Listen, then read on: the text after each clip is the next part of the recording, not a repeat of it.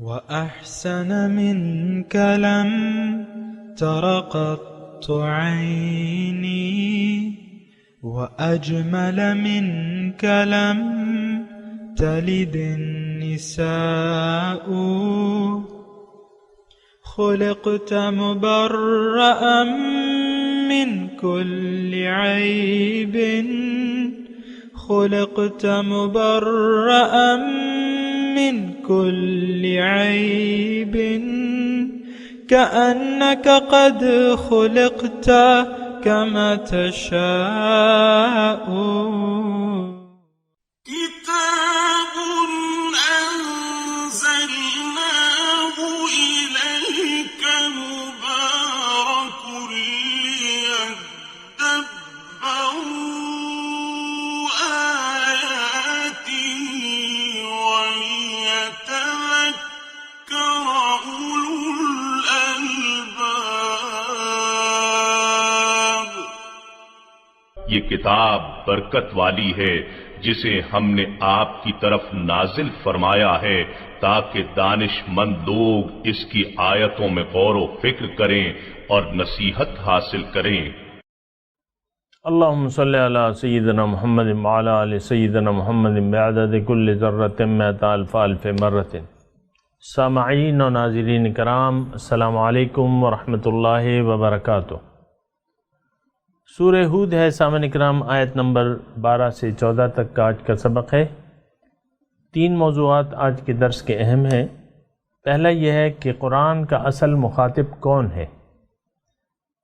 دوسرا قرآن کس کے لیے ہدایت ہے، تیسرا قرآن کی مثل کوئی کلام انسان بنا سکتا ہے۔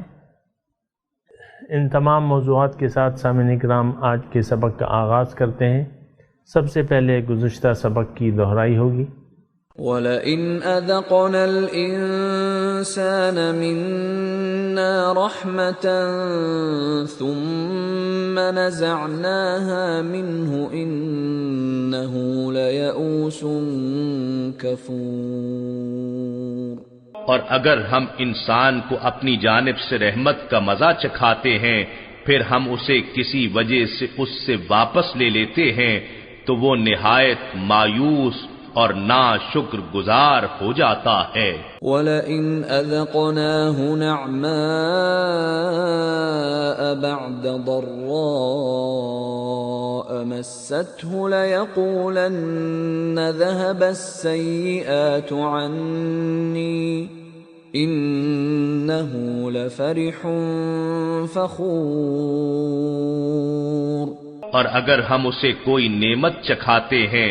اس تکلیف کے بعد جو اسے پہنچ چکی تھی تو ضرور کہہ اٹھتا ہے کہ مجھ سے ساری تکلیفیں جاتی رہیں، بے شک وہ بڑا خوش ہونے والا اور فخر کرنے والا بن جاتا ہے۔ إِلَّا الَّذِينَ صَبَرُوا وَعَمِلُوا الصَّالِحَاتِ أُولَئِكَ لَهُم مَّغْفِرَةٌ وَأَجْرٌ كَبِيرٌ۔ سوائے ان لوگوں کے جنہوں نے صبر کیا اور نیک عمل کرتے رہے تو ایسے لوگوں کے لیے مغفرت اور بڑا اجر ہے۔ سامعین اکرام، سورہ ہود آیت نمبر 12 سے شروع کریں گے۔ فَلَعَلَّكَ، شاید آپ، تارکن،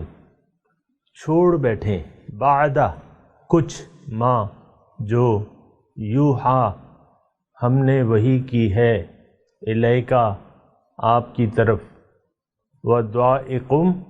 اور تنگ ہو، بِہِ، ان بِہِ صدر کا، اس سے آپ کا دل، آپ کا سینہ تنگ ہو، آپ کا دل تنگ ہو، ان یقولو، کہ وہ یہ کہیں، لولا انزل علیہ کنز، کیوں نازل نہ ہوا اس پر کوئی خزانہ، او جاء معہ ملک، یا اس کے ساتھ کوئی فرشتہ کیوں نہیں آیا، انما انت نذیر، آپ تو محض ڈرانے والے ہیں، واللہ علی کل شیء وکیل، اللہ تعالیٰ ہر چیز کا ذمہ دار ہے۔ چلیں پہلے یہ اس پہ سمجھنے کی کوشش کرتے ہیں. فَلَعَلَّكَ تَارِكٌ. سامعین کرام یہ بات ہو رہی ہے، یعنی آپ کو معلوم ہے کہ یہ سورہ ہود جو تھی مکی دور کے تقریباً 8ویں سال کی یہ صورت ہے، اور اس وقت جو حالات تھے وہ بھی آپ مد نظر رکھیں کہ قسم قسم کے الزامات وغیرہ یہ لوگ لگا رہے تھے. اور یہ آیت دراصل دیکھیں ایک بات ذہن میں رکھیں، قرآن پاک ہدی للمتقین ہے، مومنوں کے متقین کے لیے ہدایت ہے، مومن متقی. تو اس کتاب میں بعض اوقات ایسی یعنی جملے آتے ہیں جو شان نزول کے حساب سے تو ٹھیک ہے، یعنی حضور صلی اللہ علیہ وسلم اس کے مخاطب ہیں، لیکن چونکہ رہتی دنیا تک مومن جو ہے مبلغ ہے اور حق کو پیش کرنے والا ہے. یہ جملہ ذرا سامعین اکرام ذرا نوٹ کر لیں، اور اکثر اس میں غلط فہمیاں ہوتی رہتی ہیں. جو حضور صلی اللہ علیہ وسلم کے امتی ہیں ان کے بعد، وہ قیامت تک جو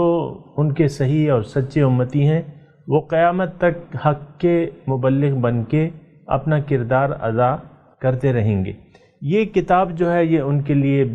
بنیادی طور پہ ہدی للمتقین، آپ کو میں نے بتایا اس کی کتاب کے شروع میں لکھا ہوا ہے کہ یہ ہدایت ہے، اب ان کے لیے ہدایات ہے. اور ایک بات اور یاد رکھیں سامعین کرام، مسلمان، یہ ہر مسلمان مبلغ ہے، اور ہر ایک اپنے اپنے دائرہ کار میں. کلکم راعن وکلکم مسئول عن رعیتہ، تم میں سے ہر ایک گڈریا ہے اور اس سے اس کی رعایت کے بارے میں پوچھا جائے گا. کیا مطلب؟ اس کا مطلب یہ ہے کہ تم میں سے ہر شخص نے دوسرے کی تربیت کرنی ہے، اور اپنی اپنی حدود میں ہر شخص جو ہے وہ مبلغ ہے اور تربیت کرنے والا ہے. مثال کے طور پہ باپ ہے، پہلے وہ بیٹا تھا،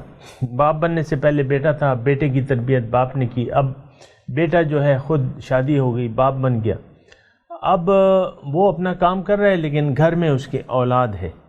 تو اولاد کو وہ صحیح تربیت دے گا اور اس سے اس کے متعلق پوچھا جائے گا، کیونکہ اولاد اس کی ذمہ دار ہے. دیگر اگر باہر کی دنیا میں اس کی ذمہ داریاں نہیں ہیں یا وہ نہیں کر سکتا یا اس کے لیے اور لوگ ہیں، لیکن کم از کم اپنے گھر میں اپنے گھر والوں کے لیے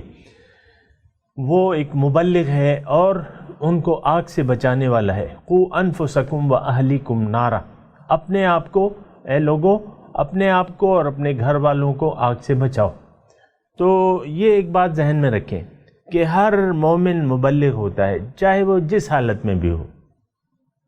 ایک باپ ہے، اس کے پھر کچھ ساتھی ہوں گے، وہ جہاں کام کرتا ہے وہاں کچھ لوگ ایسے کام کر رہے ہوں گے، جہاں بھی اس کا بس چلتا ہے وہ اصلاح کی اس کو کوشش کرنی ہے اور حق تعلیق کی دعوت ان تک پہنچانی ہے، اور خود بھی ان کو نمونہ بن کے دکھانا ہے. تو یہ میں آپ کو عرض کر رہا ہوں کہ یہاں یہ یعنی فَلَعَلَّكَ تَارِكٌ بَعْدَ مَا يُوحِي، ہو سکتا ہے آپ چھوڑ دیں، شاید آپ چھوڑ دیں جو میں آپ کی طرف وحی کر رہا ہوں، اور سینہ تنگ ہو، ان کی باتوں پہ آپ کا سینہ تنگ ہو. بالواسطہ یہ امت مخاطب ہے سامعین کرام،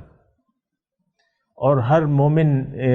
جو ہے، چونکہ میں نے آپ کو کہہ دیا ہر مومن مبلغ ہے تو وہ مخاطب ہے. اس کا کیا مطلب؟ کہ آپ حق کی تبلیغ کرتے رہیں اور حق پہ قائم رہیں. وَاسْتَقِمْ كَمَا أُمِرْتَ وَلَا تَرْكَنُوا إِلَى الَّذِينَ ظَلَمُوا فَتَمَسَّكُمُ النَّارُ. یہ اس قسم کی آیات آئی بھی ہیں سامنے کرام قرآن. وَلَا تَرْكَنُوا، اور مت جھکو، جو ظالم لوگ ہیں ان کی طرف جھکاؤ مت کرو ورنہ تمہیں آگ آ پکڑے گی. اب حضور صلی اللہ علیہ وسلم سے یہ توقع کہ وہ جھک جائیں گے باطل کے سامنے، یہ تو یعنی بالکل غیر ممکن ہے. کیونکہ نبی کی ذات جو ہوتی ہے سامعین اکرام، صرف حضور کی نہیں، نبی کی ذات جو ہوتی ہے وہ معصوم ہوتی ہے، معصوم عن المعصیت ہوتی ہے، وہ کسی بھی خطا اور غلطی سے پاک ہوتی ہے. اور یہ جو آ رہی ہیں مثال کے طور پہ کہ آپ کا سینہ تنگ ہو، تو نبی کا سینہ تو جتنا فراغ ہے تو وہ تو ہم آپ سوچ بھی نہیں سکتے. پھر چھوڑنے کے متعلق یعنی سینہ تنگ یا کچھ جو وحی کی جا رہی ہے اس میں سے کچھ حصہ آپ چھوڑ دیں، ہم اس کے متعلق تو اصل میں سامعین کرام اس کے مخاطب جو ہیں وہ امتی ہیں، اور ہر مومن جو ہے اس کا مخاطب ہے، اور ان سے کہا جا رہا ہے کہ دیکھو تم تو حق کی طرف لوگوں کو بلا رہے ہو، اور حق کی دیکھیں حق کی ایک پہچان یہ ہے کہ اس کی مخالفت ہوگی،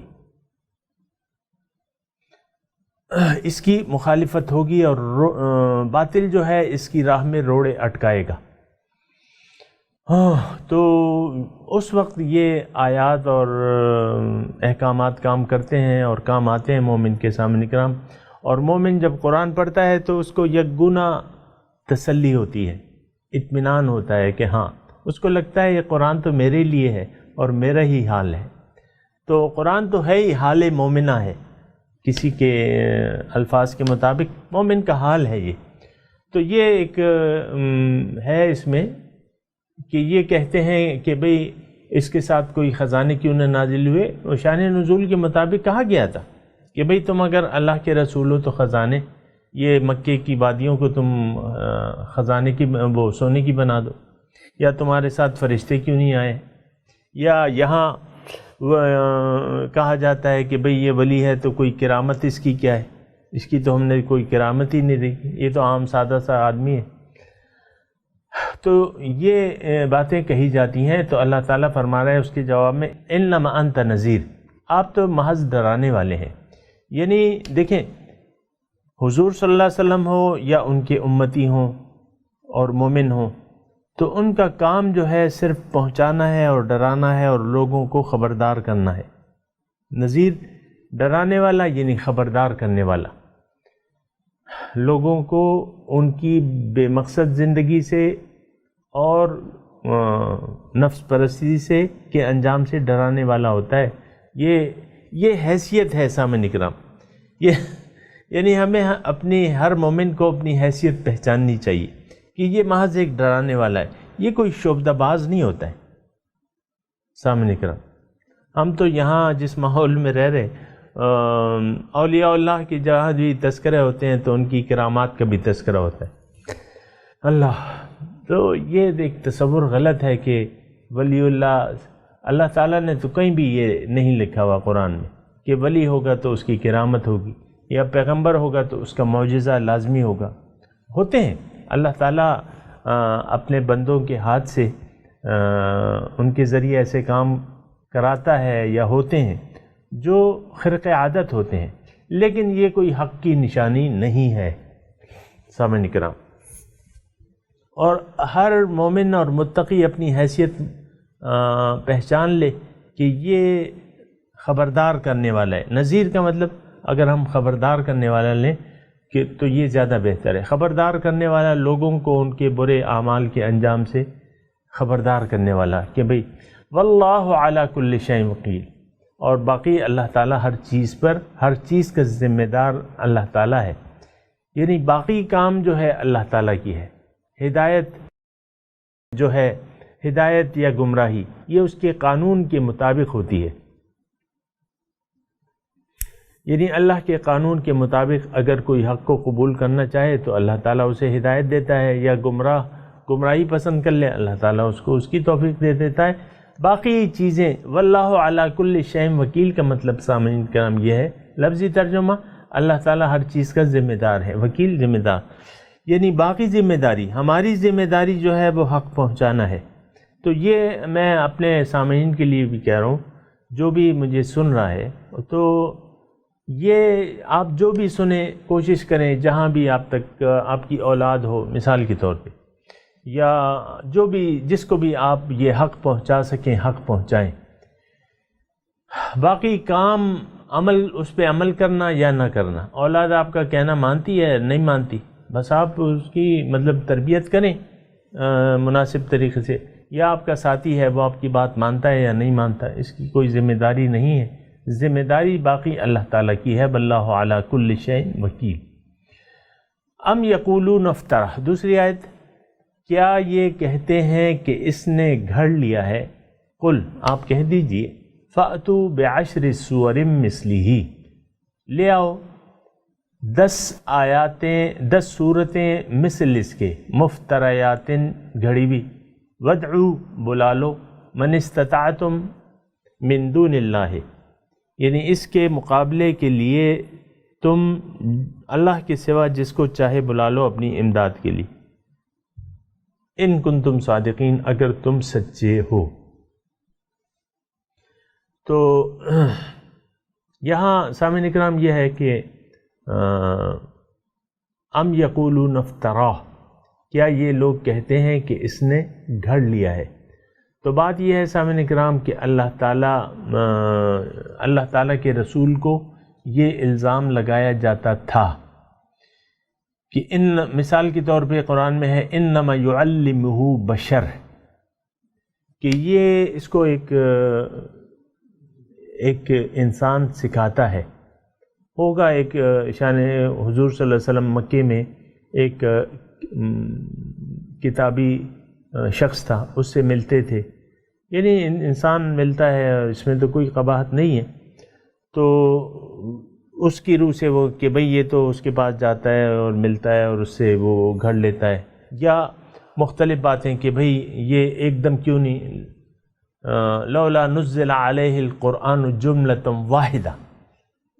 یکدم یہ کتاب کیوں نہیں آئی، یہ ٹکڑے ٹکڑے کر کے، اس کا مطلب تو یہ ہے کہ یہ کچھ گھر میں لکھ لیتا ہے اور پھر یہ ہے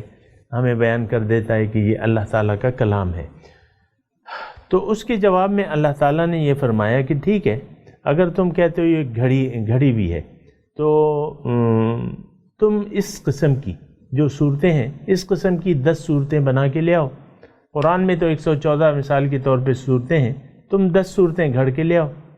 اور جس سے چاہیے تم مرضی مدد لے لو۔ وَادْعُوا مَنِ اسْتَطَعْتُم مِّن دُونِ اللّہ، اللہ کے سوا جس سے بھی تم چاہے مدد لے لو، اور 10 صورتیں اللہ تعالیٰ نے یہ سامعین کرام چیلنج دیا، مخالفین کو چیلنج دیا، یہ چیلنج اب تک ہے اور رہتی دنیا تک رہے گا، اور کوئی اس کے مثل کلام بنا کے نہیں لا سکا، ورنہ عرب تو یہ قرآن عربی زبان میں ہے، قرآن بھی عرب تھے، اور اس زمانے میں جس زمانے میں یہ قرآن نازل ہو رہا تھا سامعین کرام، تو وہاں یعنی عرب اور عجم، یعنی یہ اپنے آپ کو اہل زبان کہتے تھے عرب، کہ ہم فصیح اللسان ہیں، اور باقی اپنے مقابلے میں لوگوں کو یہ عجم کہتے تھے، عجم مطلب گونگا۔ تو اچھا، پھر حج کے موقع پہ، یعنی حج تو نہیں تھا، بہرحال وہ میلے ٹھیلے کا ایک ذریعہ تھا، یعنی حج کے وہ طریقے تو نہیں تھے بہرحال، تو اس زمانے میں یہ مختلف مقابلے کرتے تھے، اور ایک مقابلہ جو ہے وہ کلام بلاغت کا کرتے تھے، اور اس کا یہ طریقہ ہوتا تھا کہ ہر شاعر اپنا کلام لا کے وہاں خانہ کعبہ کے دروازے پہ لٹکا دیتا تھا اور دعوت دیتا تھا، چیلنج کرتا تھا کہ اس کے مثال کلام بیان کرو، تو جو یعنی آتے شعراء آتے اس کا کلام کہتے، اور جو جیت جاتا اس سے اچھا کلام بنا لیتا، تو اس کو وہ پھر اعزاز، یعنی ایک اعزاز ہوتا اس کے پاس کہ بھئی یہ مقابلہ جو ہے جیت گیا ہے۔ اسی تناظر میں حضور صلی اللہ علیہ وسلم نے قرآن کی ایک مختصر صورت جس کی 3 آیتیں ہیں، سورہ کوثر، وہ لکھ کے جو ہے خانہ کعبہ کے دروازے پہ لٹکا دی۔ تو اب ظاہر ہے کہ وہ قانون تھا، اور یہ یعنی چیلنج کے طور پہ حضور صلی اللہ علیہ وسلم نے لگائی تھی۔ تو ایک شاعر آتا، دوسرا آتا، ایک خطیب آتا، کلام کہنے کی کوشش کرتا، اس کے مقابلے میں کوئی بھی اس جیسا کلام نہیں اس کے مقابلے کی کوئی آیت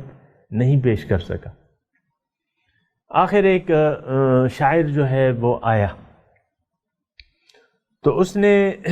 اس کا جواب لکھ دیا، اور بالکل ہم قافیہ لکھ دیا، اور اسی کے مثل ایک فقرہ لکھ دیا جس کا قافیہ اس کے ہم پلہ تھا، اور وہ جملہ کیا تھا کہ ما ھذا کلام البشر، کہ یہ انسان کا کلام نہیں ہے۔ سامعین کرام، ہم لوگ بھی یہاں ٹھہر کے میں صرف یہ کہنا چاہتا ہوں کہ جو اللہ تعالیٰ کا کلام ہے یہ ان عربوں نے اعتراف کر لیا، ان مشرکوں نے اعتراف کر لیا، لیکن ہم نے یہ اعتراف نہیں کیا ہے۔ یہ قرآن جو ہے اس کی کیا اہمیت ہے ہمارے ہاں اور اس کا کیا رتبہ ہے، یہ کتاب ہدایت ہے، ہم کون سی ہدایت اس سے لے رہے ہیں، یہ ساری باتیں جو ہیں وہ سوچنے اور سمجھنے کی ہیں۔ تو بہرحال انہوں نے خود اعتراف کر لیا، تو یہاں بھی وہی چیلنج اللہ تعالیٰ فرما رہے ہیں کہ ام یقولون افتراہ قل فأتوا بعشر سور مثلہ مفترا۔ ترجمہ میں نے آپ سنا دیا۔ اب اگلی آیت فإن لم یستجیبوا لکم، اگر یہ تمہیں جواب نہ دیں، تمہارا کہنا پورا نہ کریں، یعنی اس کے مقابلے میں کوئی کلام پیش نہ کر سکے، تو پھر فَاعْلَمُوا، جان لو، انما انزل بعلم اللہ، کہ یہ قرآن اللہ کے علم سے نازل کیا گیا ہے۔ انزلہ نازل کیا گیا ہے بعلم اللہ، اللہ تعالیٰ کے علم، وَأَن لَا إِلَٰهَ إِلَّا هُوَ، اور دوسری بات یہ کہ جو بنیادی بات ہے، مشرکوں کو کہا جا رہا ہے کہ دیکھو جو بنیادی بات ہے وہ یہ ہے کہ اللہ کے سوا کوئی معبود نہیں ماں سوا اس کے۔ فَهَلْ أَنْتُمْ مُسْلِمُونَ، تو کیا تم فرما برداری کرنے والے ہو، اللہ تعالیٰ کے سامنے اپنا سر جھکانے والے ہو کہ نہیں۔ یہ اللہ تعالیٰ ایک مختصر ان کو دعوت دے رہا ہے کہ دیکھو تم نے تو اس کی مثل کلام نہ پیش کیا ہے نہ پیش کر سکتے ہو۔ سورہ بقرہ میں تو بالکل واضح آیت ہے فَإِن لَّمْ تَفْعَلُوا وَلَن تَفْعَلُوا فَاتَّقُوا النَّارَ الَّتِي وَقُودُهَا النَّاسُ وَالْحِجَارَةُ۔ اللہ تعالیٰ نے فرمایا کہ ایک آیت اس کے مثل لے آؤ، اگر تم نہ کر سکو، اس میں مضمون یہ ہے اگر تم نہ کر سکو اور تم نہیں کر سکو گے، اللہ تعالیٰ نے پہلے ہی چیلنج دے دیا، وَلَن تَفْعَلُوا، نہیں کر سکو گے، فَاتَّقُوا النَّارَ، پھر آگ سے ڈرو۔ یہاں اللہ تعالیٰ فَإِن لَّمْ يَسْتَجِيبُوا لَكُمْ، اگر یہ تمہاری بات نہ مانے، فَاعْلَمُوا أَنَّمَا أُنزِلَ بِعِلْمِ اللَّهِ وَأَن لَا إِلَٰهَ إِلَّا هُوَ، اللہ کے سوا کوئی معبود نہیں، مختصر بات یہ ہے۔ فَهَلْ أَنْتُمْ مُسْلِمُونَ، تو اب کیا تم اللہ کے سامنے سر جھکانے والے، یعنی ثابت ہو گیا کہ اللہ کا کلام ہے، غیر اللہ کا نہیں ہے، محمد صلی اللہ علیہ وسلم کا نہیں ہے، تو اب اللہ کے سامنے سر جھکا دو۔ سامعین کرام، میں تلاوت کرتا ہوں، آپ میرے ساتھ دہرائیے۔ اعوذ باللہ من الشیطان الرجیم، بسم اللہ الرحمن الرحیم، فَلَعَلَّكَ تَارِكٌ بَعْدَ مَا يُوحَىٰ إِلَيْكَ وَضَائِقٌ بِهِ صَدْرُكَ أَن يَقُولُوا لَوْلَا أُنزِلَ عَلَيْهِ كَنزٌ أَوْ جَاءَ مَعَهُ مَلَكٌ إِنَّمَا أَنْتَ نَذِيرٌ وَاللَّهُ عَلَى كُلِّ شَيْءٍ وَكِيلٌ أَمْ يَقُولُونَ افْتَرَاهُ قُلْ فَأْتُوا بِعَشْرِ سُوَرٍ مِثْلِهِ مُفْتَرَيَاتٍ وَادْعُوا مَنِ اسْتَطَعْتُمْ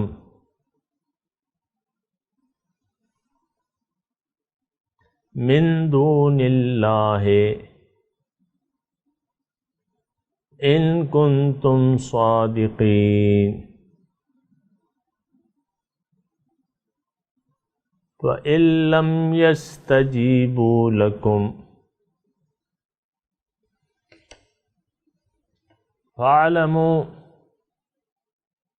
انما انزل بعلم اللہ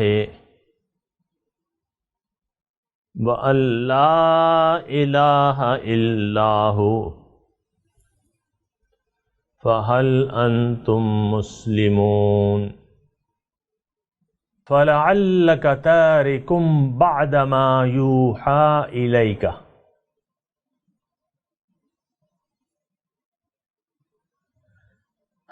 فلعلک پس شاید فلعلک شاید آپ تارکن چھوڑ دیں بعد ما یوحی الیک بعض وہ جو وحی کی گئی ہے آپ کی طرف وضائقم اور تنگ ہو جائے بہی اس سے صدروں کا سینہ آپ کا ان یقولو کہ وہ یہ کہتے ہیں لولا انزلہ کیوں نازل نہ ہوا علیہ اس پر کنزن خزانہ او جاء معہ یا کیوں نہ آیا ان کے ساتھ ملک فرشتہ انما بے شک انتا آپ نذیر ڈرانے والے ہیں واللہ علی کل شیء وکیل اللہ تعالی ہر چیز کا ذمہ دار ہے ام یقولون کیا یہ کہتے ہیں افترا کہ اس نے گھڑ لیا ہے قل فأتو آپ کہہ دیجئے کہ لے آؤ بعشر سور مثلہ 10 صورتیں اس کی مثال مفتریات گھڑی ہوئی ودعو بلا لو من استطعتم جس کی استطاعت ہو تم کو من دون اللہ اللہ کے سوا ان کنتم صادقین اگر تم سچے ہو فإن لم يستجیبوا لکم اگر یہ تمہاری بات نہ مانے فاعلموا پس جان لو انما کہ بے شک یہ انزلہ نازل ہوا ہے بعلم اللہ اللہ کے علم سے وَأَن لَّا إِلَٰهَ إِلَّا هُوَ نہیں ہے کوئی معبود ما سوا اس کے فَهَلْ أَنْتُمْ مُسْلِمُونَ پس کیا تم سر جھکانے والے ہو اب ان آیات کی تلاوت اور ترجمہ سنتے ہیں فَلَعَلَّكَ تَارِكٌ بَعْضَ مَا يُوحَىٰ إِلَيْكَ وَضَائِقٌ بِهِ صَدْرُكَ أَن يَقُولُوا لَوْلَا أُنزِلَ عَلَيْهِ كَنزٌ أَوْ جَاءَ مَعَهُ مَلَكٌ انما انت نذیر واللہ علی کل شیء وکیل. Perhaps you wish to disregard some of what is revealed to you, and you may be stressed because of it. Since they say, if only a treasure was sent down to him, or an angel came with him, you are only a warner, and God is responsible for all things. ام یقولون افتراه قل فأتوا بعشر سور مثله مفتريات وادعوا من استطعتم من دون الله إن كنتم صادقين. Or do they say he invented it? Say, then produce 10 chapters like it, invented, and call upon whomever you can besides God, if you are truthful. فَإِن لَّمْ يَسْتَجِيبُوا لَكُمْ فَاعْلَمُوا أَنَّمَا أُنزِلَ بِعِلْمِ اللَّهِ وَأَن لَّا إِلَٰهَ إِلَّا هُوَ فَهَلْ أَنتُم مُّسْلِمُونَ؟ But if they fail to answer you, know that it was revealed with God's knowledge, and that there is no God but He. Will you then submit? اس کے ساتھ ہی سامعین کرام آج کے درس کا وقت اختتام کو پہنچا. انشاءاللہ اگلے درس میں ملاقات ہوگی. وآخر دعوانا ان الحمد للہ رب العالمین. والسلام علیکم ورحمۃ اللہ وبرکاتہ.